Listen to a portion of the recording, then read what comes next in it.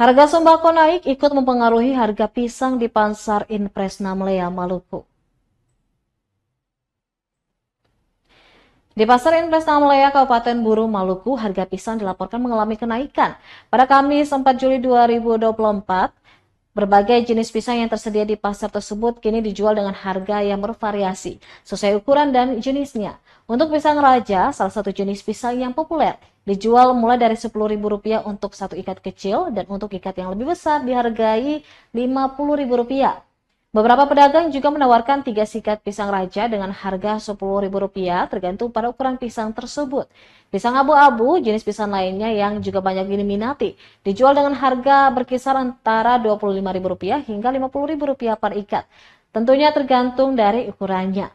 Sebelumnya, harga pengambilan pisang abu-abu satu tandan hanya sekitar Rp50.000, namun kini naik menjadi Rp60.000 hingga Rp70.000.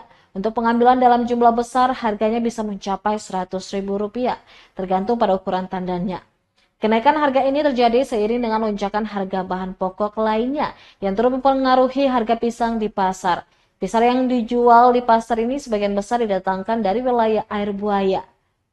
Salah seorang pedagang di pasar setempat mengatakan belum bisa memprediksi kapan harga pisang mulai normal kembali, dikarenakan cuaca yang tidak menentu sehingga bisa saja harga pisang akan bertahan lama.